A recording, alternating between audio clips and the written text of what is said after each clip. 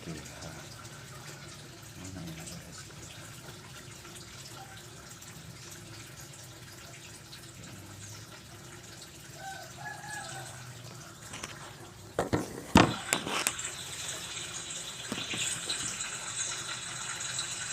Bisa dilakukan penelitian.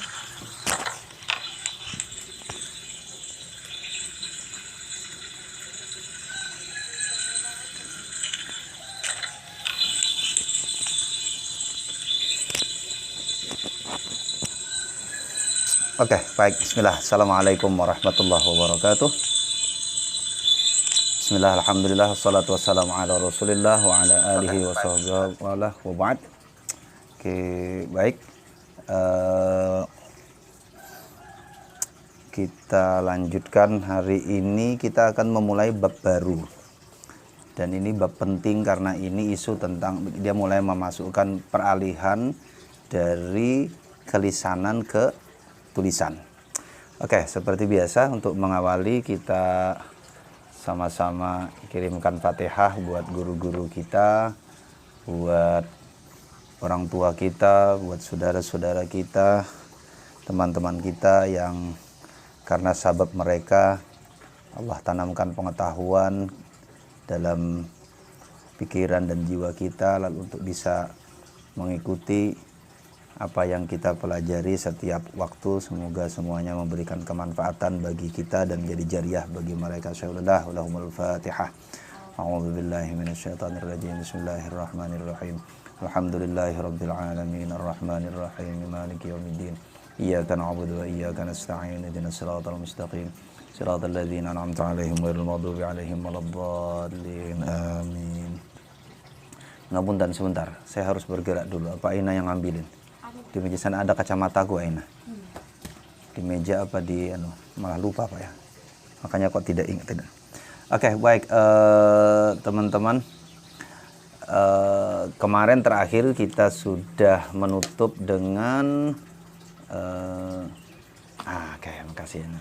Ya, nutup dengan uraian Ong tentang psychodynamic of orality. Jadi Ong sengaja menyebut itu dengan psychodynamic, jadi untuk menunjukkan bahwa dinamikanya itu terjadi di wilayah yang bersifat psikis. Makanya lalu kemudian dia tutup dengan interioritas. Banyak catatan-catatan penting. Seingat saya paling tidak ada 5 catatan penting kemarin yang bisa kita lihat dari isu kelisanan yang dia tekankan, yang bisa kita bangun refleksinya atau kita bisa gunakan sebagai struktur berpikir untuk memahami fenomena Quran. Baik fenomena itu fenomena fase pewahyuan ataupun pada saat fase penerimaan dan interpretasi saat ini. Jadi fenomena pewahyuan lebih jelas, lebih kuat karena pada fenomena pewahyuan Quran merupakan teks teks lisan. Kok hilang Aina? Enggak ya?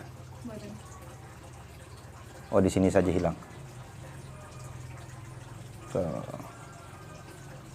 Oh, di tempat saya saja yang hilang ya. Oke, baik. Nah, sekarang di bab ini dia di beberapa subbab awal dia akan melihat bagaimana terutama 3 subbab awal dia akan bicara tentang pergeseran dari lisan ke tulisan, apa yang berubah dan apa yang konstruksi baru yang dibangun oleh tulisan. Oke, nanti seperti biasa di akhir kita akan bisa melihat merefleksikannya karena persis hal yang sama juga terjadi dalam konteks Quran dan hadis. Pada kasus Quran, proses kanonisasi teks mulai dari masa Utsman dan seterusnya sampai Al-Khalil bin Ahmad Al-Farahidi dengan Kitabul Ain mentransformasi Quran dari asalnya teks lisan yang almost primary. Saya katakan almost primary karena mereka juga sudah mengenal mnemonik saat itu,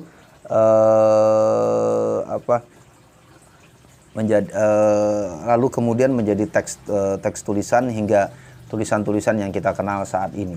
Jadi Quran juga mengalami fase yang sama dari lisan, tulisan, lalu kemudian nanti cetak, bahkan yang paling mutakhir adalah digital. Mungkin yang pasti digital menarik nanti kalau kita baca buku-bukunya Gary Benn atau Gary Bunt ya, saya nggak tahu baca yang benar, Gary Bunt. Oke, baik. Nah sekarang dia bicara tentang tulisannya. Oke, kita mulai di bab keempat. Di tempat saya sih halaman 78, tapi mungkin di naskah yang lain 77 ya. Writing reconstructs consciousness. Dia kasih judul bab ini dengan tulisan yang merekonstruksi ulang kesadaran. Oke. Karena kemarin kan dia tutup dengan word is not science. Agar kata-kata itu bukan tanda. Untuk menunjukkan bagaimana konsep kesadaran yang menyertai bunyi. Nah, kata dia, judulnya striking sekali. Judulnya kencang, menyebut bahwa tulisan itu merekonstruksi kesadaran. The New World of Autonomous Discourse. Ya, pertama dia bicara tentang dunia baru dari diskursus yang otonom. Jadi diskursus yang otonom, wacana yang otonom, wacana yang berdiri sendiri. Oke. Apa penjelasannya? Ini kita baca bagian. A deeper understanding of pristine or primary orality enables us better to understand the new world of writing, what it truly is, and what functionally literate human beings really are. Beings whose thought process do not grow out of simply natural powers, but out of these powers as structured directly or indirectly by the technology of writing. A deeper understanding, pemahaman yang lebih mendalam, kata dia, tentang apa? Tentang pristine or primary orality, tentang kelisanan primer atau kelisanan yang masih perawan. Pristine itu perawan ya, yang masih perawan. Perawan ya, betul. Enable, yang maksudnya belum keganggu, belum kena apa-apa. Enable us, memungkinkan kita better to understand, untuk memahami lebih baik the new world of writing, dunia baru tulisan. Jadi pemahaman kita kemarin tentang karakter kelisanan itu kan sangat khas karakternya, membantu kita untuk memahami dunia baru tentang tulisan ini. What it truly is, apa sih dunia baru ini sebenarnya atau tulisan ini sebenarnya? And what functionally literate human beings really are. Dan apa yang dimaksud dengan manusia literate secara fungsional itu. Jadi manusia related yang fungsional ini sebenarnya apa sih manusia yang mengenal tulisan ini? Beings, yakni zat atau entitas atau sesuatu, who thought processes, yang pikiran mereka berproses, do not grow out, tidak tumbuh keluar, of simply natural powers, dari semata-mata kekuatan natural. Jadi tidak tumbuh secara natural, tidak tumbuh apa adanya gitu. But of this power, tetapi keluar, tapi dia dihasilkan dari power, kekuatan structured, yang seperti yang terstruktur. Jadi kekuatan yang powers structured, kekuatan sebagai sesuatu yang terstruktur. Directly or indirectly, baik langsung atau tidak langsung, distruktur oleh apa? Kekuatan yang distruktur, but structured directly, distruktur baik langsung atau tidak langsung, by the technology of writing, dengan teknologi tulisan. Oke, jadi yang mau tegaskan dulu bahwa pertama dulu, apa yang kita pahami tentang kelisanan kemarin, kelisanan primer, itu akan membantu kita untuk memahami secara tegas atau apa sebenarnya dimaksud dengan functionally literate human beings, manusia yang mengenal tulisan yang secara fungsional. Jadi untuk apa sih? Yaitu jadi functionally literate human beings itu adalah being whose thought process do not grow out of simply natural powers, but out of these powers structured by technology of writing. Jadi tidak semata-mata natural berlangsung apa adanya keluar gitu, enggak. Tetapi yang dimaksud dengan literate human being itu adalah di mana pikiran mereka itu distruktur baik langsung atau tidak langsung oleh tulisan. Jadi kalau kemarin ketika tuturan, itu pikiran yang menstruktur tuturan. Jadi struktur itu ada di dalam, itu yang disebut dengan interioritas kemarin kan, interiority. Tapi sebaliknya kalau tulisan Tulisan itu yang kata dia akan menstruktur pikiran. Oke, nanti penjelasannya kemudian disebut. Without writing, not only literate mind would not and could not think as it does. Without writing, the literate mind would not and could not think as it does. Not only when engaged in writing, but normally even when it is composing its thoughts in oral form. Tanpa tulisan, kata dia, literate mind, pikiran orang literat ini, pikiran literat, tidak akan dan tidak mampu think as it does, berpikir seperti adanya, seperti apa adanya. Not only when engaged in writing, tidak hanya ketika dia bersentuhan dengan tulisan, but normally, tetapi normalnya, even, bahkan, when it is composing its thought in oral form, ketika dia menyusun pikiran dia dalam bentuk lisan. Jadi maksudnya literate mind itu kayak kita ini sebenarnya banyak literate mind. Ketika kita menstruktur pikiran kita, berpikir, bahkan ketika berpikir itu, baik kita memang sedang memegang tulisan, atau bahkan sebenarnya kita sedang memproduksi orang yang ngomong begini. Ngomong begini pun pikiran kita itu distruktur oleh tulisan. Itu kan yang biasa ditanya. Kalau kita mendengar kata kursi, yang muncul di pikiran kita itu apakah bentuk kursi atau tulisan KURSI, gitu kan? Kalau kita mendengar kata awan, yang muncul dalam pikiran kita itu huruf AWAN, yang sekarang awannya mendung. Jogja lagi mendung ini dan suhunya agak panas, mungkin mau hujan lagi. Mudah-mudahan Allah kasih selamat semuanya, amin. Ya, pray for our brothers in, kita berdoa untuk saudara-saudara kita di Nusa Tenggara Timur dan juga Nusa Tenggara Barat ya. Lahumul Fatihah.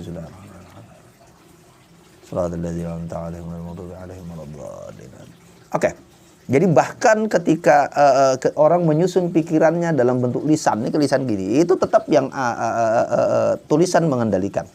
More than any other single inventions, writing has transformed human consciousness. Lebih dari temuan-temuan lainnya, bidah-bidah yang lainnya, enggak, invention itu bidah ya. Ya melampaui dari temuan-temuan lainnya, tulisan itu telah mentransformasi pikiran manusia. Oke, dengan pikiran manusia. Sebentar, Supri tanya tentang tanda penanda. Sebentar Supri, nanti ke situ Supri. Writing establishes what has been called context-free language. Oke, sebentar, saya jawab saja. Iya, kalau tanda penanda itu struktur tulisan. Ya Supri, benar. Itu yang dikritik oleh Ong minggu kemarin. Kata Ong, kalau dalam kelisanan kata-kata itu bukan tanda. Karena kalau tanda dia menunjuk penanda. Nah, itu sains gitu kan. Tetapi, tulisan iya. Tulisan itu kata dia, tulisan itu model hubungannya begitu. Hubungan tanda dan penanda. Tapi nanti tanda dan penanda dan tinanda ya. Tanda dan tinanda. Oke. Itu pun tidak straight. Ya, nanti dia sebutkan di sini tentang autonomous discoursing. Writing establishes what has been called context-free language. Tulisan itu membangun sesuatu yang kita sebut dengan bahasa yang bebas konteks. Tulisan itu bebas konteks. Nah, itu makanya tidak sepenuhnya seperti hubungan antara tanda, penanda, dan tinanda. Karena hubungan ini ya bagi kalangan struktural, hubungannya hubungan struktural. Hubungan struktural yang lalu kemudian melepaskan konteks. Jadi konteks tidak terlibat. Sepenuhnya hubungan itu hubungan struktural. Or autonomous discourse. Itu yang disebut dengan diskursus yang otonom. Jadi diskursus yang otonom. Diskursus otonom itu diskursus yang otonom. Bebas dari konteks tadi. Discourse cannot be directly questioned or contested as oral speech can be, because written discourse has been detached from its author. Discourse, wacana ini yang disebut dengan autonomous discourse tadi, yang cannot be directly questions, yang tidak dapat secara langsung dipertanyakan or contested, atau dikontestasi, dilawan, dibantah, as oral speech, sebagaimana dalam tuturan oral. Jadi kalau tuturan oral kan orang bilang, orang bisa langsung mengkontestasi. Oh itu bukan itu, oh ini bukan ini, oh itu bukan itu. Kenapa? Karena gitu kan kemarin, penutur dan lawan tutur itu berada dalam satu ruang tuturan. Agar komunikasi itu bisa berlangsung, mereka harus membangun kesepakatan makna. Mereka kan harus membangun kesepakatan. Makanya bisa terjadi proses objection, proses kontestasi. Selama kesepakatan itu tidak terjadi, komunikasinya nggak berlangsung, pesan nggak sampai. Itu yang menjelaskan di dalam peristiwa lisan, orang bisa angkat tangan, ngacung, nanya gitu kan. Angkat tangan, ngacung, nanya. Untuk melakukan proses konfirmasi itu disebut dengan questions or contested tadi. Question. Tetapi pada tulisan enggak. Because written discourse, karena diskursus tulisan itu has been detached from its author, sudah terlepas dari pengarangnya. Oh, ini kan kemarin terakhir dia bicara tentang dekonstruksi kan kemarin kan. Ya, terlepas dari pengarang ketika dia sudah menjadi tulis. Terlepas dari pengarang itu maksudnya mulai dari yang bersifat material. Pengarang tidak ada di situ, kita hanya baca tulisannya, nggak bisa nanya sama pengarang, ki maksudmu opo sing ditulis iki? Ya sudah, enggak. Kalau tidak bisa, ya apa yang kita tangkap dari tulisan itu saja. Nggak ada kesempatan kita untuk bertanya. Nanti kita lihat refleksinya ke Quran ya. Oral cultures now a kind of autonomous discourse in fixed ritual formulas. Sebenarnya tradisi lisan juga mengenal semacam, dia bilang a kind of itu semacam mirip-mirip dengan diskurs yang otonom ini, di mana adanya in fixed ritual formulas di dalam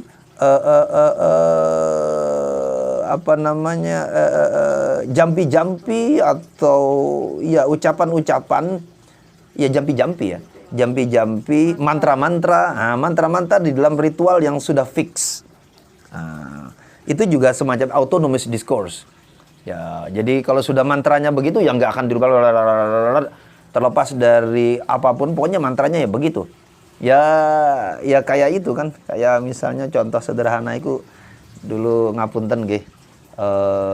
Allah yarhamuha, ada namanya kalau di Sapen itu ada. Orang Sapen biasa manggil Mbah Dablek gitu. Mbah Dablek tuh Mbah Kliwon ya namanya. Saya lupa, tukang pijat bayi dulu di situ. Anak-anak saya pijat di situ.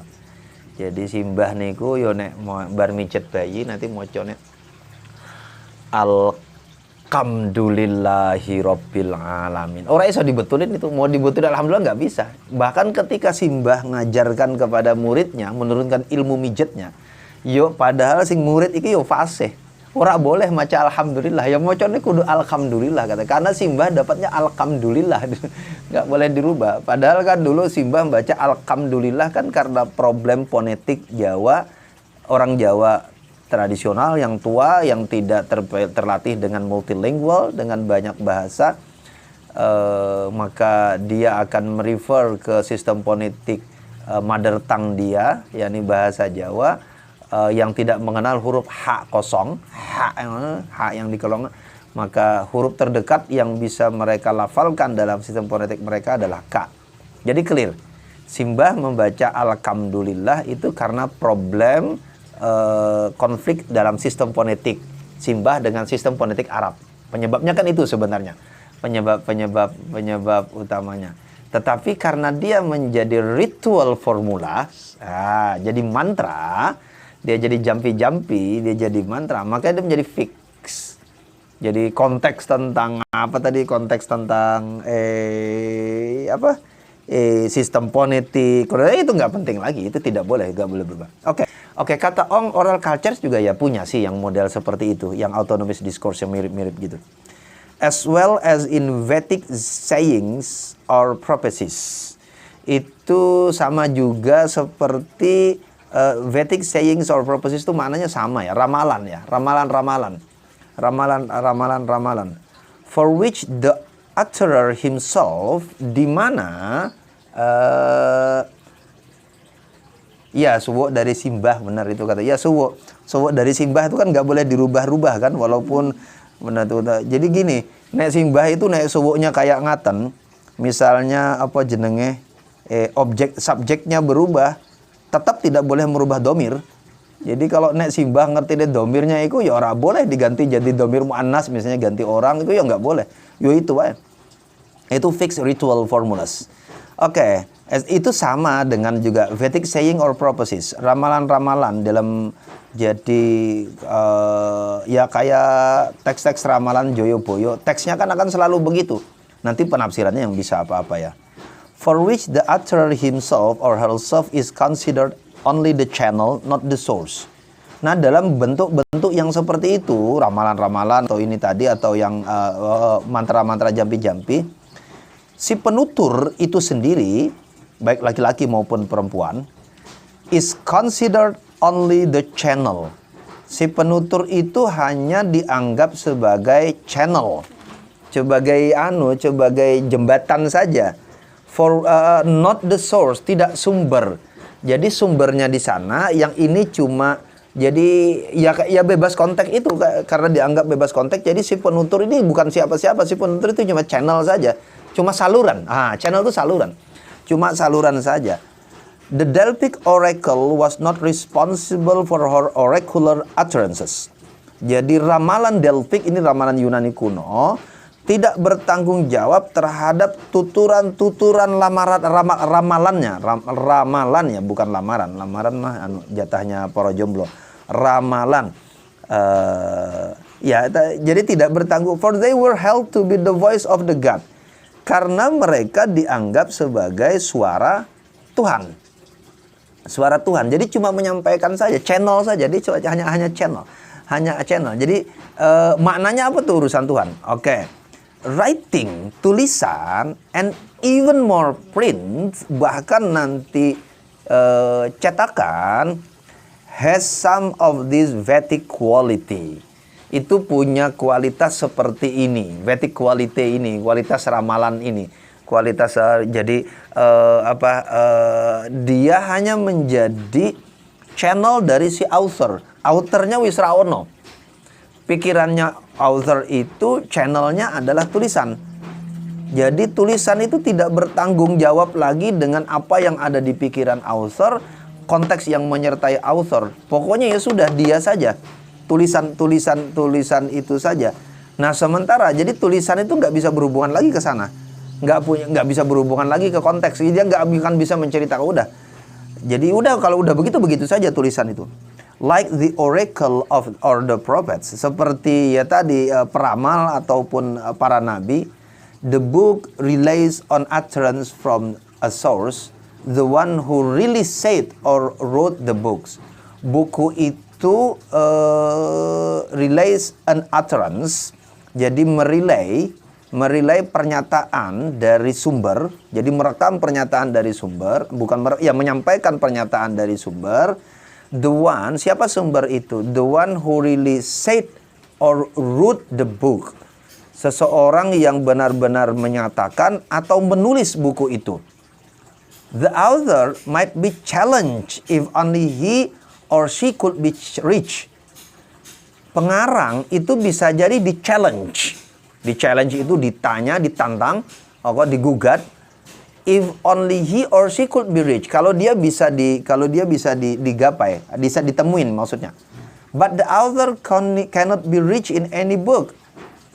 Penulis itu tidak bisa dijangkau di buku apapun. Kecuali pas lagi bedah buku ya. Kalau pas bedah buku penulis hadir gitu kan. Tapi di luar itu kan nggak mungkin nih penulis itu mengikuti bukunya kemana-mana. Ya sekali pas bedah buku saja. Nanti sisanya itu ya buku berdiri sendiri. There is no way directly. Jadi tidak ada cara orang untuk secara langsung to refute a text, untuk menolak teks. After absolutely total and devastating refutations, it says exactly the same thing as before. Jadi sesudah ada orang penolakan yang total dan menghancurkan, devastating itu membuat capek, melelahkan, buat orang putus asa. It says exactly the same thing as before. Dia akan mengatakan hal yang sama. Ya kayak kita sama buku tadi. Jadi buku itu wis digugat kaya opo, yang ngatan maneh buku itu akan sama begitu lagi. Jadi tidak akan buku habis digugat menyampaikan sesuatu yang baru gitu kan, ya nggak akan kan.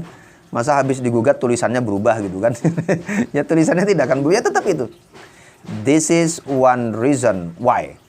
Ini salah satu alasan kenapa the book says, wah, orang sering bilang kan, buku berkata, kata buku ini is popularly tantamount, secara populer, di wilayah populer itu sejalan dengan it is true. Ini benar. Ini benar. Ini kebenarannya gitu kan. Ini kebenarannya. Jadi oke. It is true. Jadi kalau what book says, apa kata buku, ya itu yang kebenaran. It is also one reason. Ini pula alasan kenapa why books have been burned. Kenapa buku-buku itu dibakar. Jadi kenapa orang dulu membakar buku? Kenapa?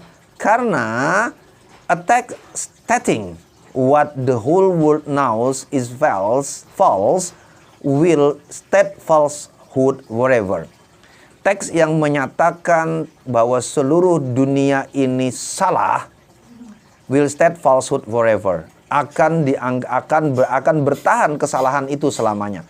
Jadi kalau orang bilang, ya itu kayak orang nulis di, nanti kita cari, kayak orang nulis di ini, mana? Nulis di medsos. Itu kan sama, writing, chat dia tulis.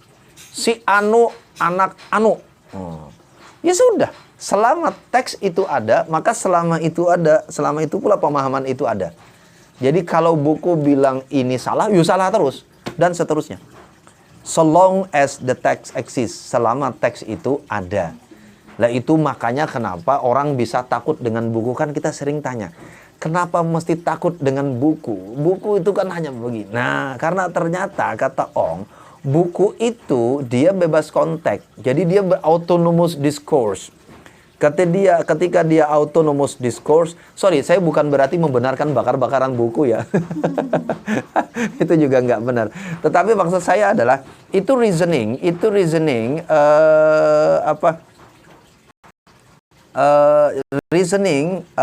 tentang kenapa ada praktek-praktek kekuasaan ketika dia mau menyelamatkan kekuasaannya, yang dilakukan adalah dengan membakar teks. Karena logika yang dibangun itu adalah seperti yang disampaikan Ong ini. Ong juga nggak nyuruh bakar buku sebenarnya. Saya juga tidak membenarkan membakar. Karena apa? Karena autonomous discourse tadi. Autonomous discourse. Jadi the texts are inherently contumacious. Teks itu kata dia, contumacious itu apa ya? Stubborn. Keras kepala. Teks itu keras kepala. Oke. Baik, sampai titik situ dulu. Ki menarik pengantarnya. Jadi dia mau bilang tentang teks tulisan itu sebagai diskursus yang otonom. Tulisan sebagai diskursus yang otonom. Oke, kalau kita bawa ke dalam konteks Quran, itu yang sebenarnya kenapa sejak masa awal Islam pun sudah muncul kelompok seperti Zahiriyah. Seperti Daud Az-Zahiri. Kenapa ada kelompok yang sangat tekstual, yang bertahan hanya teks? Karena memang sifat dasar tulisan itu memberi ruang. Tulisan itu memberi ruang untuk itu. Dan itu yang melahirkan kelompok-kelompok tekstualis. Jadi dari dia tidak terbantahkan. Jadi kelompok tekstualis itu ada sebagai keniscayaan dari sifat dasar tulisan. Nah, tapi nanti dia lanjutkan, opo nek ngono carane ben ora ono sing tekstualis, Quran dibakar semua ngono kan. Wah, iku malah bahaya, iku nek pahamannya iso salah gitu. Nggak bisa kata dia, karena gini caranya berpikirnya. Jadi mulai dari diskursus yang otonom, lalu kemudian dia melahirkan literate minds. Nah, itu makanya. Jadi bahkan ketika tulisan itu tidak ada pun, literate minds-nya tetap bekerja sebagai literate minds. Jadi jadi walaupun begini, ini Qur'annya wis ra ono. Jadi yang menjadi problematik dari pendekatan tekstualis terhadap teks itu bukan hubungan struktural tekstual dari si pembaca dengan teks yang lepas dari konteks dan author. Tapi literate mind dia, nah, literate mindnya, cara berpikir yang literate yang menganggap bahwa teks itu menjadi autonom secara diskursif, secara dalam diskursusnya. Bahkan ketika teks itu teks lisan sekalipun, dia menjadi otonom. Nah, literate mind itu, dan itu kan yang menjelaskan kenapa misal begini, dengan gampang contohnya sederhana. Coba Anda perhatikan bagaimana di dunia maya. Dunia maya itu kan dunia YouTube misalnya, YouTube ya, jangan yang apa ya, di mana-mana juga rekaman berbentuk video itu kan jelas konteksnya oral. Orang ngomong dengan segala gesturnya. Gitu kemarin kan dia memenuhi semua syarat oral kemarin kan. Teksnya oral, pikirannya juga oral, performance-nya dia menggunakan performativity, kelisanan gitu kan. Tetapi dia bisa dipotong dan dipahami oleh audiens dengan lepas dari konteks. Kenapa? Karena audiensnya literate mind. Karena audiensnya literate mind. Jadi bagi Ong, tekanan pertama Ong dulu untuk menunjukkan itu. Jadi bahkan ketika dia dilepas sekalipun dari teksnya, literate mind-nya tetap bekerja. Walaupun saya punya catatan kecil ya dengan Ong. Walaupun iya sih, memang kayak misalnya kasus fixed ritual formula tadi, ya memang ada ya, fixed ritual formula itu ada. Mantra-mantra yang fix itu. Tetapi persis seperti dikatakan Ong di bagian akhir kan kemarin tentang the sacral, orality, community and the sacral seingat saya. Jadi even sekalipun itu formula yang fix, dalam tradisi lisan yang mereka sebut dengan fix itu sebenarnya adalah pola dan performance-nya. Itu kan kemarin pola dan performance, bukan diksi. Pola dan performance. Itu yang menjelaskan kenapa syair itu bagi sejumlah orang itu bisa berubah katanya. Sama seperti Quran bisa berubah katanya gitu kan. Karena performance-nya yang menyertainya. Oke, walaupun itu fix ya. Oke, baik. Itu bagian bagian pertama. Oke. Udah jam berapa ini? Oh, baru setengah 9. Oke. Jam 8.50. Oh, jam 8.50. Tak kan bisa rampung kan? Bisa rampung jamnya. Oke, kita sampai situ aja dulu ya. Jadi hari ini kita buka pemanasan dulu. Kita pemanasan dulu. Jadi tentang catatan penting tentang diskursus yang otonom. Jadi baginya tentang diskursus yang otonom. Nanti selanjutnya kita akan baca bagian tentang bagaimana dia menjelaskan bahwa kritik terhadap tulisan itu sebenarnya bukan kritik baru. Itu kritik yang sudah lama. Tapi bagaimana akhirnya kritik itu tidak bisa membalik sejarah. Itu yang dia bicarakan selanjutnya. Kritik itu nggak bisa membalik. Jadi walaupun tadi kita membandingkan, tetapi tetap dia tak terbanding. Tidak bisa dibalik gitu. Kalau dia nggak bisa dibalik jarumnya, lalu kemudian akhirnya jarum jamnya dikembalikan, lalu kita kembali ke lisanan. Enggak, tetap tidak bisa. Tetap tidak bisa. Ya tulisan itu tetap paling dominan. Tulisan tetap bergerak dengan caranya sendiri. Bahkan kan akhirnya sekarang semakin kesini semakin jauh gitu. Oke. Itu mungkin catatan untuk hari ini. Ya, dan jadi dalam diskursus studi Quran dan studi hadis, diskursus yang otonom ini ya juga terjadi. Ya sampai sekarang tadi kan, jadi bagaimana pembacaan Quran, kasus paling sederhana, contoh paling sederhana kemunculan kalangan tekstualis, lalu kemudian tapi pada saat yang sama sebenarnya di dalam diskursus kaidah tafsir, perdebatan itu kan juga muncul. Makanya dalam kaidah tafsir ada pertanyaan, al-ibratu bi umumil lafzi au bi khususis sabab. Apakah ibrah itu dengan keumuman lafaz atau dengan kekhususan sabab? Oke. Dengan kekhususan sabab, ketika menyebut dengan kekhususan sabab itu kan merujuk kepada konteks. Tetapi ketika dijadikan konteks free, dia sebenarnya merujuk kepada keumuman lafaz. Jadi perdebatan tentang diskursus otonom di dalam studi Quran itu juga sebenarnya sudah muncul sejak masa awal Quran itu ada. Oke, dan ya perdebatan itu ada. Jadi tidak bisa menafikan satu dengan yang lain. Satu kemudian ya tadi juga nggak bisa dibalik jarum jamnya. Sekarang buku dibakar semua, misalnya kita mau ke tarik lagi, nggak ada buku lagi karena ternyata buku itu mengakibatkan chaos gitu kan. Jadi kalau buku bilang benar, orang dibenarkan terus selama buku itu ada. Kalau buku bilang salah, orang disalahkan terus selama buku itu ada. Tapi tetap saja kita tidak bisa membalik jarum jamnya. Jadi kalaupun bukunya dibuang, ya yang terjadi kan orang tetap kalaupun bukunya dibuang, tetapi literate mind-nya tetap bekerja.